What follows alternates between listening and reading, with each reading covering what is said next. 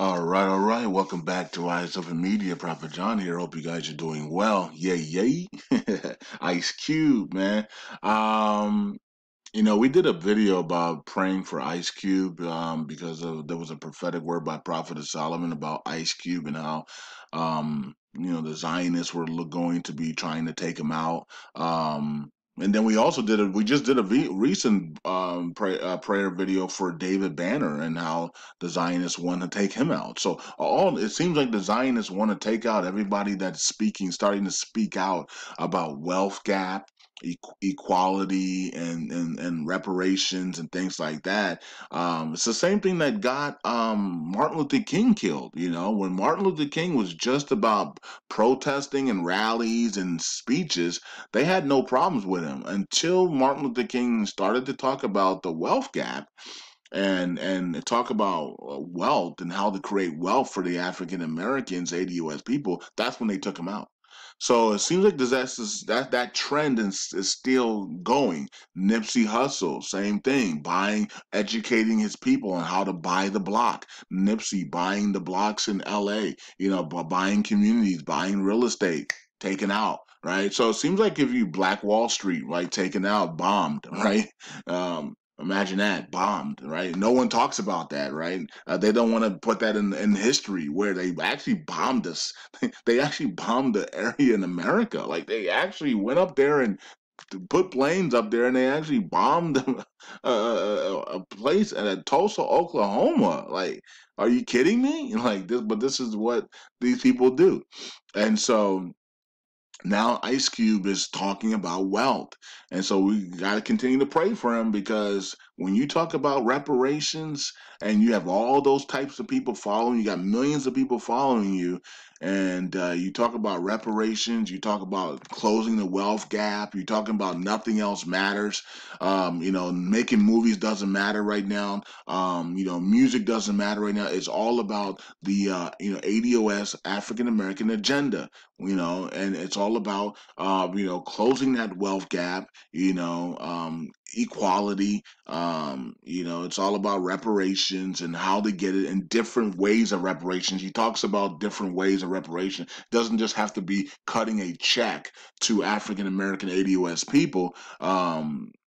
It could be some other ways. Yeah, he talks about free taxes, not paying taxes for maybe 10 years or 5 years. That would help the African American community a lot. Free schooling would also help as well. You would think that we would already have that right now, right? I mean, we went through 400 years of slavery. You would actually think that African Americans would have free schooling, free school to universities and stuff. You would think that would already be in place, but it's not. Matter of fact, nothing is in place, and which is kind of weird, right? It's kind of weird because you go through 400 years of slavery and nothing is in place. Like you don't get no benefits. Like at least the Native Americans got casinos, land, and all types of stuff for what they went through. Armenians just got their reparations, right? And they got Kim Kardashian tooting around up here. You know what I mean? The Jews got, the so-called Jews, of course, but the Jews got their stuff for what they went through, right? I'm pretty sure other people got their stuff for what they but there is other groups of people that haven't gotten anything as well.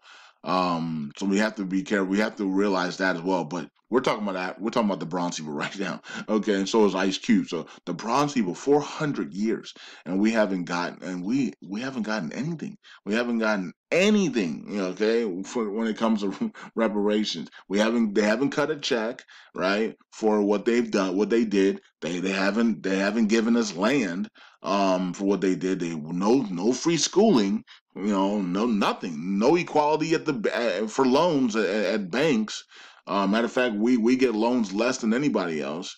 Even if we have a good background or a track record, we get loans way less than anybody else. A group of people, they do not want to loan to us for some reason, because loans actually are the reason why a lot of Caucasians and Jews and Zionists and Asians have a lot of land and real estate, because they get loans and they use those loans to create their wealth, right? So loans are important for wealth creation and starting up of businesses and stuff. You need that capital, right? Especially if you can't just sit back in a 9 to 5 and save it. You know what I mean? Now, here's the thing: we could do that. We could create. I'm not promoting 9 to 5s, right? But if you're working a 9 to 5, you could get with other African American ADOS people and join together, put that capital together to start things, right? And the problem with the bronze people is that we're always trying to do things by ourselves. We have this mentality that it's all like we're in a bucket full of crabs, and we're trying to pull ourselves out and not bring anybody with us. But in reality, is if we literally just work together, right? If we work together and put our capitals together, we would own a team, NBA teams and sports teams and land and things like that. But we for some reason we were brainwashed and trained to be individualized. You know what I mean? Even when the Saint Lunatics came about and all these other hip hop groups came about and how they worked together, people still wanted to be the man. Everybody wants to be the man instead of working together to be three men, right? We all could be the men, right? We all could be the women, but for some reason that was looked down upon, and it's for a strategic reason, because they know that if we work together, designers know that if we work together, we could do exactly what they did. Designers work together, right? And they build together. African Americans, ADOS people want to do things by themselves. They want to be rich by themselves. They want to be a billionaire by themselves. They don't, we don't like to give back a lot. And when we do, we only give back a minimum because we don't want somebody to be better than us or go higher than us. It's that's from brainwashing, right? That's from programming. And so if we, the bronze people, can work together and build together, like if you're sitting right now at your job and you're listening to this, find two or three other African American bronze people that might be interested in what you're interested in, and put your and make a plan to put your capital together so that you can, because if you're doing it by yourself, it might take you 4 years to raise that capital, right? If you can't get a loan. But if you find two or three other people and you guys can just you get 25% of the company, then you can get that thing done within a year or less, right? And so that's how we need to be operating. It's like, yo, find people that actually, that actually, relate to what I relate to or are interested in what I'm interested in, and let's put our capital together, right? Instead of sitting there at the desk and saying, man, how am I going to get to this? How am I going to get to $300,000 to get this building or to get this company off the ground and all the materials and the international stuff I have to do, instead of just trying to do it on your own. Find people that are interested in that same field and put your capital together. Okay, you got four people doing it with you, you all get 25% of the company. If you got five people doing it with you, you all get 20% of the company, right? And boom, now the company's up and going because you got five people doing. You all five of y'all are doing it together. You all each own 20% of the company, and now you guys can work. Now the money's there to get the business started. Okay, now that business is up and ground. Up on the ground. Once that business is up on the ground, guess what? You can start another business, and that's the problem with the bronze people, because we think, man, well, I'm only going to get 20% of this business, right? But if the business starts to go off the ground and starts making money, you can then take that capital from that business and you can start another business, right? It's because you make 20% off of one business doesn't mean you can't make 50% off the next business. And then you can even have a third, fourth, fifth, sixth, seventh. It's unlimited businesses. You can have 10 businesses at 20%. So you're not doing all the work. That's actually more smarter because when you're at 50+% in a business, you take on all the responsibility. Okay. So you got to learn, folks, how to maneuver life a lot better, right? And easier for yourself.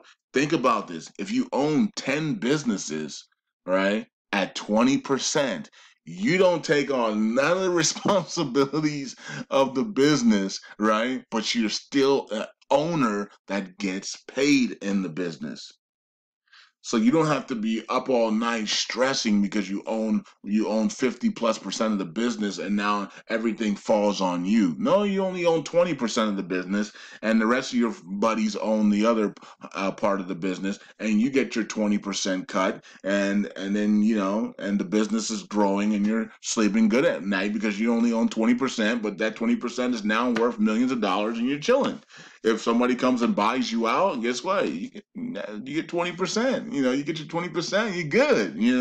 And that reduces stress on your life. So find 10 businesses that you can get into, and then you could own 20% stake in it, 20% equity in that business, right? Maybe you own 5% royalties in 10 businesses, right? And so that's the things that you can do instead of trying to work everything on your own and stressing your life out. Find ways where you can, okay, I know 10 businesses that I like and I want to get into, and I want royalty in those. I want 5% royalty in all these businesses. Let me put my, let me see what I can do for those, right? And bring your, resumes and all that stuff, and bring what you can do to those businesses and how you can make them better, and offer yourself a 5% royalty. you know if you're starting businesses, keep yourself around that 20%, that 20-30%, because then you don't take on all the responsibility, and you can then work 10 businesses at that point, right? You can have 10 businesses if you're only at 20%, because you're not doing much, right? At 20%, you don't own a lot that you have to be in the office every day and travel around the world with the business. You don't have to do that at 20%. So that's a way that you guys can do it, man. All right. So Ice Cube is talking about reparations and different ways of giving reparations instead of just cutting a check. Um, he's also talking about the wealth gap and how to close that wealth gap. Well, one of the quickest ways to close the wealth gap is being able to issue loans to African American ADOS people, which they don't do in the banks. Um, and another way to close that wealth gap is working together, like I just mentioned, right? We Instead of trying to be individuals to say, I got the new Benz and you don't, I'm stunting on everybody in the hood. Like, no, how about we work together, right? And so that's the quickest way. One person shouldn't be the top guy and everybody's like, man, I wish I could be him. No, you can't. You should be him because he should be working with you people, and you know what I mean, and rising the community up together. So that's the easiest way to build to close the wealth gap, is just work together. Okay, instead of taking 100% and all the responsibility, you find five people that are passionate to do what you do, and you take 20%. And so that means that you can then go and find five more people and start a new business and continue to model, and continue to have 10 businesses at 20%, 10%, maybe, or 5% royalty in 15 businesses, right? And so that's how you do it, man. People then have jobs, people have businesses, people are working and they're making money. That's how we should be doing it in the bronze community. And that's the quickest way to close the wealth gap. Look at what we did in Atlanta. Look how quickly people got in Atlanta and started making a lot of money out there, right? That's basically the new Black Wall Street, baby. You know what I mean? Atlanta is a bronze Wall Street, right? And so but people in Atlanta work together. That's the difference. People in Atlanta work together. A lot of people in the South work together more than they do up north, or out west. So something about Atlanta, Georgia, where and Buckhead, Georgia. Is it Buckhead or it's not definitely not Bankhead? That's the hood. But Buckhead, Georgia, Atlanta, and other places. Atlanta's a hood as well, but there are some rich places in Atlanta as well, right? But working together is the key, in my opinion. Working together, taking less of the percentage, so you can build other things, so you're not strapped on one or two businesses, but you can grow to 10 businesses, and you own 10, 15, 20% of each business. That's the best way to do it, in my opinion. Peace out. God bless. And Ice Cube, we're going to pray for you right now. And Heavenly Father, we thank you as Ice Cube continues on this path of reparations, equality, and closing that wealth gap and trying to educate the people. May you bless him, Father, and turn him away from his wicked ways. Remove everything in him that is not of you, Father, and continue to lead him into the right path in Yeshua's mighty name. Continue to lead his family and his friends all into the right path, Father. And may people listen and be able to, and may he be able to have the right and correct information as well. Give him that wisdom to be able to speak. Since he's speaking, give him that wisdom to speak in Yeshua's mighty name. And we just put protection over Ice Cube and let him continue to continue to do the right things and come to the right path without hating his heart or anything like that, and try to genuinely help his people, the bronze people. We thank you, Father, in Yeshua's mighty name. We pray. Shalom. All right, guys and girls, keep praying for Ice Cube as he continues to tries to speak out about these things, and the Zionists are not liking this, or they're not liking that the person that they cut a check to is out here talking about equality and closing the wealth gap and all these things, because the Zionist knows that those things threaten their power, and equality threatens the Zionist power. Closing the wealth gap threatens the Zionist power, and so the Zionists don't like that. And when you're trying to do things like that, they got to take you out. Okay, so we got to pray for Ice Cube, and we just Ice Cube is speaking out, man, and he wants his people to be better, and he wants his people to achieve, and then there's nothing wrong with that. But when you're a Zionist and your whole system is created that for African Americans to be at the bottom of the totem pole, and somebody's speaking to them to rise to the least to the middle of the pack, that is that goes against your agenda, and so you don't like it. So that's why we need to pray for Ice Cube. Peace out. God bless. Eyes open.